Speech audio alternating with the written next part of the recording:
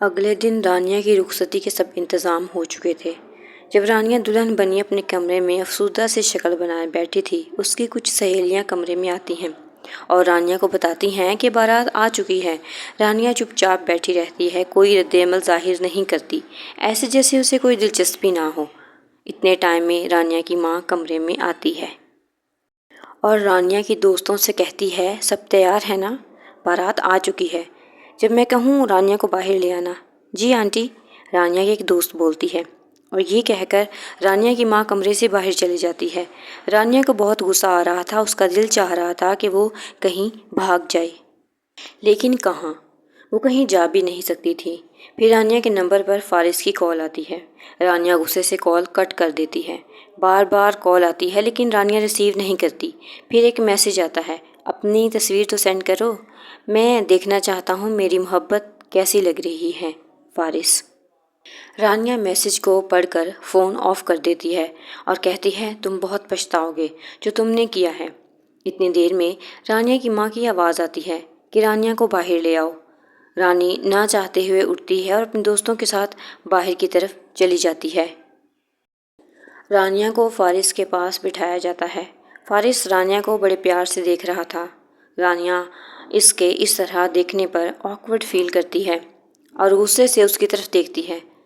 رخصت ہو کر فارس کے گھر آ چکی تھی۔ رانیہ کو فارس کے کمرے میں بٹھایا گیا۔ کچھ دیر بعد جب فارس کمرے میں داخل ہوتا ہے، اسے غصے سے دیکھتی ہے اور بیڈ سے نیچے اتر آتی ہے۔ فارس دروازہ بند کر کے رانیہ کے پاس آتا ہے اور اسے ستائشی نظروں سے دیکھتا ہے۔ انگلی دکھاتے ہوئے کہتی ہے، میرے قریب مت آنا، سمجھے؟ فارس اس کی انگلی کو پکڑتے ہوئے اس کے اور قریب ہوتا ہے اور اس کی آنکھوں میں دیکھنے لگتا ہے۔ جلدی سے پیچھے ہونے لگتی ہے اور وہ گرنے لگتی ہے تو فارس اسے کمر سے پکڑ کر خود کے قریب کر لیتا ہے۔ آرام سے، گر جاؤ گی، اور تھوڑا سا مسکراتا ہے۔ رانیہ اس کے ہاتھ کو اپنی کمر سے ہٹاتی ہے اور سنبھلتے ہوئے سیدھی کھڑی ہو جاتی ہے۔ تم کیا سمجھتی ہو، جو کچھ تم نے کیا، مجھے میرے ماں باپ کے سامنے رسوا کیا، وہ میں سب بھول جاؤں گی؟ کبھی بھی نہیں۔ میں بہت جلد تم سے چھٹکارا حاصل کر لوں گی، میں تم سے طلاق لے لوں گی۔ ابھی اتنا ہی کہنا تھا کہ فارس نے اپنی انگلی اس کے ہونٹوں پہ رکھ دی۔ شش، خاموش، بالکل خاموش۔ اب اگر تم نے ایک لفظ بھی اور بولا تو مجھ سے برا کوئی نہ ہوگا۔ آئندہ یہ لفظ تمہاری زبان پر نہ آئے، ورنہ تم میرا دوسرا روپ دیکھو گی جو میں چاہتا ہوں کہ تم نہ دیکھو۔ رانیہ پھٹی پھٹی آنکھوں سے فارس کو دیکھ رہی تھی۔ جلدی سے اس کے ہاتھ کو اپنے ہونٹوں سے ہٹاتی واش روم میں گھس جاتی ہے۔ فارس اس کے اچانک رک جانے پر مسکراتا ہے۔ کچھ دیر انتظار کرنے کے بعد آخر کار رانیہ اپنے کپڑے چینج کرنے کے بعد واش روم سے باہر آتی ہے۔ فارس جب اسے دوسرے کپڑوں میں دیکھتا ہے تو آنکھیں سکیڑتے ہوئے اس کی طرف دیکھتا ہے۔ ابھی تو میں نے جی بھر کر دیکھا بھی نہیں تھا اور تم نے ڈریس چینج کر لیا۔ بنا کچھ بولے بیڈ کی طرف آتی ہے اور اب تکیہ اٹھا کر صوفے کی طرف جانے لگتی ہے تو فارس اس کا ہاتھ پکڑ لیتا ہے اور کہتا ہے، کب تک مجھ سے دور بھاگو گی؟ شوہر ہوں تمہارا، تمہارے بغیر میں کہاں جاؤں گا؟ ٹھیک ہے، تم ابھی ناراض ہو، ایک دن کا ٹائم ہے تمہارے پاس، سمجھا لو خود کو اور سمجھ جاؤ میری محبت کو، ورنہ مجھے اور طریقے بھی آتے ہیں سمجھانے کے۔ اس کے ذو منی الفاظ کو رانیہ سمجھتے ہوئے اپنا ہاتھ چھڑا لیتی ہے اور جا کر صوفے پر سو جاتی ہے۔ فارس اسے بہت دیر تک دیکھتا رہتا ہے۔ جب رانیہ سو جاتی ہے تو فارس بڑے پیار سے رانیہ کو صوفے سے اٹھا کر بیڈ پر سلاتا ہے، اس کے اوپر چادر اوڑھ کر اس کے چہرے کو بغور دیکھتا ہے پیار سے، اور خود صوفے پر جا کر سو جاتا ہے۔ صبح جب رانیہ کی آنکھ کھلتی ہے وہ خود کو بیڈ پر دیکھ کر حیران ہوتی ہے۔ جب اس کی نظر صوفے پر پڑتی ہے تو وہاں تکیہ پڑا ہوا دیکھتی ہے، جبکہ فارس واش روم میں تھا۔ اسے پانی کی آواز آ رہی ہوتی ہے۔ جیسے ہی وہ باہر آتا ہے رانیہ اسے کہتی ہے، یہ کیا بدتمیزی ہے، تم نے مجھے یہاں کیوں لٹایا؟ فارس مسکراتے ہوئے کہتا ہے، مجھے یہ پسند نہیں تھا کہ تم بیڈ چھوڑ کر صوفے پر سو جاؤ، میں تمہیں تکلیف نہیں دینا چاہتا تھا۔ چلو اب جلدی سے اٹھ جاؤ، ولیمے کے فنکشن کے لیے تیار بھی ہونا ہے۔ یہ کہتے ہوئے وہ باہر چلا جاتا ہے۔ رانیہ واش روم چلی جاتی ہے تاکہ شاور لے سکے۔ پھر فارس کی ماں اور اس کا بھائی گاڑی میں بیٹھتے ہیں اور ولیمے کے فنکشن کے لیے چلے جاتے ہیں۔ جب فنکشن ختم ہوتا ہے رانیہ اور فارس رانیہ کے گھر کی طرف نکل پڑتے ہیں۔ رسم و رواج کے مطابق ولیمے کے ہال میں رانیہ مسلسل فارس کو نظر انداز کر رہی تھی، اور یہ بات رانیہ کی ماں نے بخوبی محسوس کی تھی اور اس کے باپ نے بھی، لیکن کوئی بات نہیں کی اور راستے میں بھی کچھ خاص بات نہیں ہوئی۔ جب وہ گھر پہنچتے ہیں تو رانیہ خاموشی سے اپنے کمرے کی طرف چلی جاتی ہے، جبکہ فارس ڈرائنگ روم میں ہی بیٹھ جاتا ہے۔ فارس کے ماموں سجاد اس کے پاس بیٹھتے ہیں اور پوچھتے ہیں کہ سب ٹھیک ہے نا؟ رانیہ کچھ ناراض لگ رہی ہے۔ فارس بات کو گھماتے ہوئے کہتا ہے، جی ماموں جان سب ٹھیک ہیں، وہ اصل میں فنکشنز کی وجہ سے تھکاوٹ ہو گئی ہوگی، اس وجہ سے اس کا موڈ اچھا نہیں ہے، باقی سب ٹھیک ہے۔ رانیہ کا باپ اٹھ کر چلا جاتا ہے۔ فارس کو کچھ ضروری بزنس کالز کرنی ہوتی ہیں تو وہ ٹیرس کی طرف نکل جاتا ہے۔ رات کو کھانے کے ٹیبل پر رانیہ نہیں آتی اور بہانہ بناتی ہے کہ میرے سر میں درد ہے اور مجھے بھوک نہیں۔ رانیہ کی ماں اسے کمرے میں آتی ہے اور کہتی ہے، رانیہ کیا بات ہے، تم اس طرح سے بیہیو کیوں کر رہی ہو؟ رانیہ کہتی ہے، امی پلیز، میرے سر میں درد ہے اور مجھے نیند آ رہی ہے۔ یہ کہتے ہی وہ کمبل اپنے منہ پر لے لیتی ہے اور اس کا یہ رویہ دیکھتے ہوئے اس کی ماں کمرے سے چلی جاتی ہے۔ جب رانیہ دیکھتی ہے کہ اس کی ماں کمرے سے چلی گئی ہے تو وہ اٹھ کر دروازے کو لاک کر دیتی ہے اور سو جاتی ہے۔ کھانا کھانے کے بعد فارس رانیہ کے روم کی طرف آتا ہے اور دروازہ نوک کرتا ہے، لیکن رانیہ دروازہ نہیں کھولتی۔ فارس کو غصہ آتا ہے تو وہ ڈرائنگ روم میں ہی چلا جاتا ہے اور وہیں پر ہی سو جاتا ہے۔ اس نے مناسب نہیں سمجھا تھا کہ رانیہ کے ماں باپ کو بتائے کہ اس نے دروازہ نہیں کھولا، تو آپ مجھے کسی اور روم میں بھیج دیں۔ اس نے سوچا کہ صبح جلدی اٹھ جاؤں گا تو کسی کو پتہ نہیں چلے گا، مگر تھکاوٹ کی وجہ سے اس کی آنکھ نہیں کھلتی۔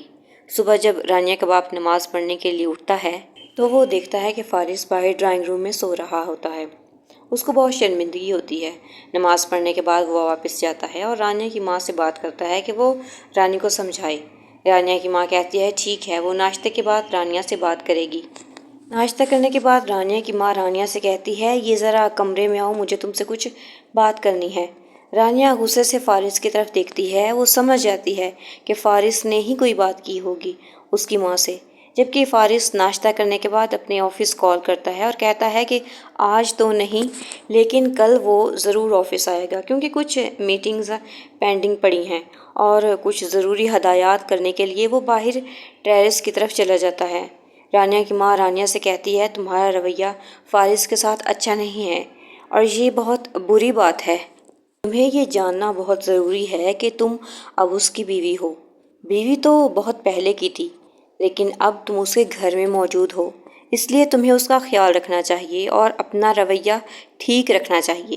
رانیہ کہتی ہے، امی آپ کو کچھ نہیں پتہ، اس وجہ سے آپ یہ سب مجھے بول رہی ہیں۔ اگر آپ کو پتہ ہوتا۔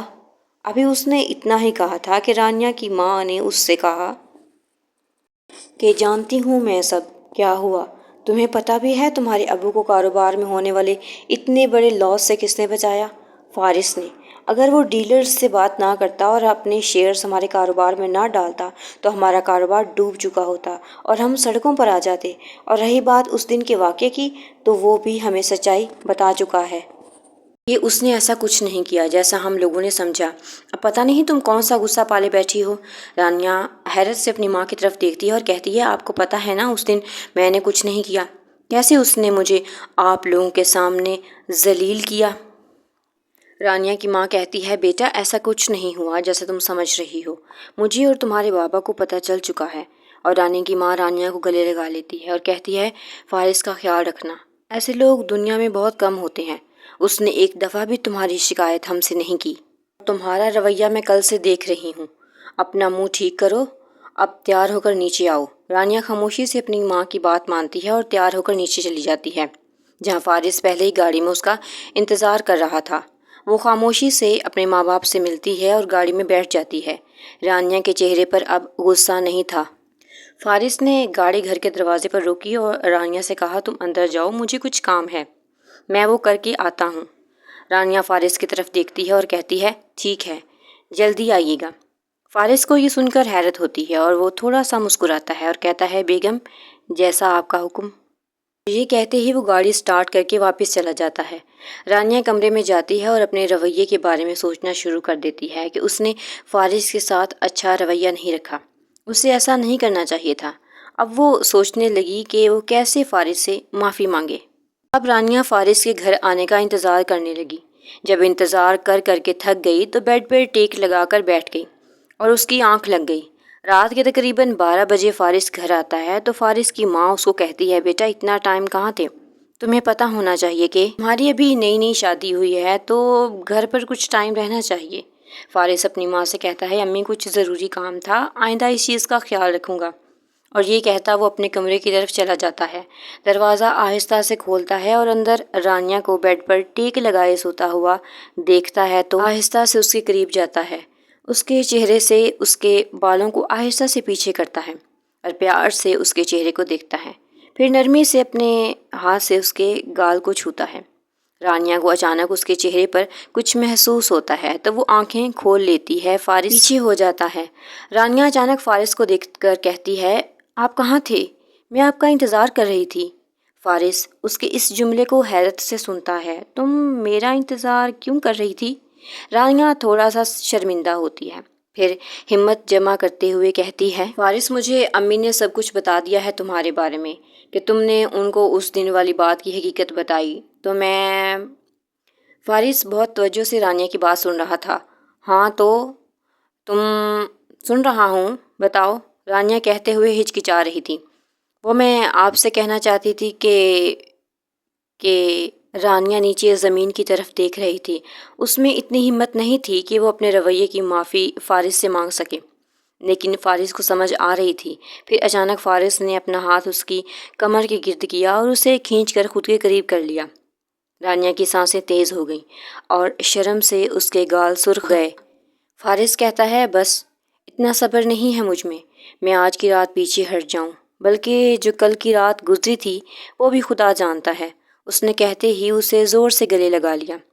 رانیہ جو اس اچانک افتادہ کے لیے تیار نہیں تھی، وہ شرم سے اپنا منہ چھپانے لگی۔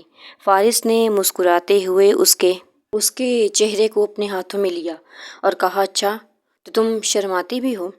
رانیہ نے شرماتے ہوئے ایک چھوٹا سا دھکا فارس کو مارا۔ فارس سے اب رانیہ سے دور رہنا برداشت نہیں ہو رہا تھا۔ اس نے اس کی آنکھوں میں دیکھتے ہوئے اپنے ہونٹ رانیہ کے ماتھے پر رکھے، پھر اس کے گال پر، اور پھر فارس کی نظر رانیہ کے کپ کپاتے ہوئے ہونٹوں پر گئی اور اس نے رانیہ کے ہونٹوں کو اپنے ہونٹوں کی گرفت میں لے لیا۔ رانیہ فارس کی اس اچانک حرکت پر شرما گئی اور اپنے ہاتھ فارس کے کندھوں پر رکھ دیے۔ بے تابی سے رانیہ کے ہونٹوں کا جام پینے کے بعد جب اس سے الگ ہوا تو دونوں گہری سانسیں لے رہے تھے۔ فارس نے جب رانیہ کی جھکی ہوئی نظروں کو دیکھا تو اسے اور حسین لگی۔ فارس نے رانیہ کو اپنی باہوں میں اٹھایا اور بیڈ پر پیار سے لٹایا اور پھر اس پر سایہ فگن ہوا، اور ساتھ ہی اس نے لیمپ کی روشنی کو بند کر دیا۔ یوں آخر کار رانیہ کو فارس کی محبت پر یقین آ گیا اور دونوں نے اکٹھے زندگی کے سفر پر چلنے کا فیصلہ کر لیا۔ شاید محبت اور نفرت کے درمیان فاصلہ اتنا زیادہ نہیں ہوتا جتنا لوگ سمجھ لیتے ہیں۔ Thanks for watching.